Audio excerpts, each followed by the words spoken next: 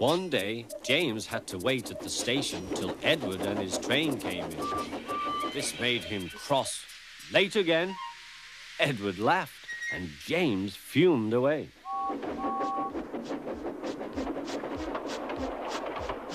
After James had finished his work, he went back to the yard and puffed onto the turntable.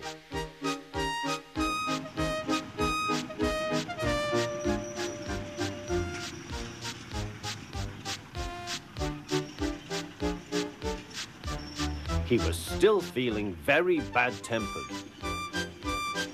Edward is impossible, he grumbled to the others. He clanks about like a lot of old iron, and he is so slow he makes us wait. Thomas and Percy were indignant.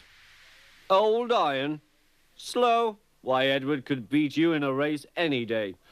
Really, said James. I should like to see him do it.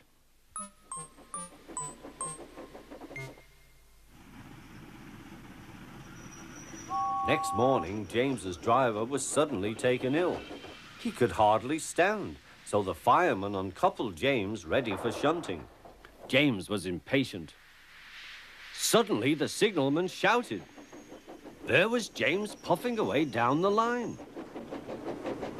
All traffic halted, he announced at last. Then he told the fireman what had happened. 2 boys were on James's footplate fiddling with the controls. Phew! They tumbled off and ran when James started. The signalman answered the telephone. Yes, he's here. Right. I'll tell him. The inspector's coming at once. He wants a shunter's pole and a coil of wire rope. What for? Wondered the fireman. Search me, but you'd better get them quickly. The fireman was ready when Edward arrived.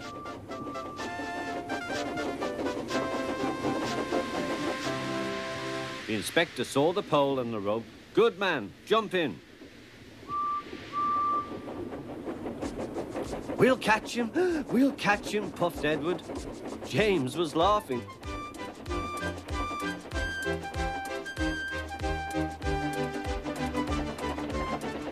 What a lark, he chuckled to himself. Suddenly, he was going faster and faster. He realized that he had no driver. What shall I do? I can't stop. Help! Help! We're coming, called Edward.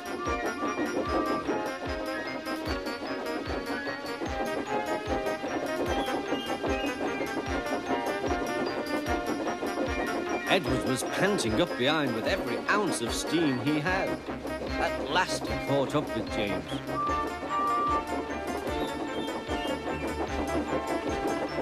Steady, Edward, called his driver. The inspector stood on Edward's front, holding a noose of rope in the crook of the shunter's pole. He was trying to slip it over James's buffer. The engine swayed and lurched. At last! Got him! He shouted. He pulled the noose tight. Gently braking, Edward's driver checked the engine's speed, and James's fireman scrambled across and took control. So the old iron caught you after all, chuckled Edward. I am sorry, whispered James. Thank you for saving me. You were splendid, Edward. That's all right, replied Edward. The engines arrived at the station side by side. The fat controller was waiting. A fine piece of work, he said. James, you can rest and then take your train.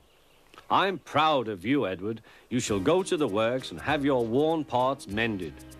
Oh, thank you, sir, said Edward. It'll be lovely not to clank.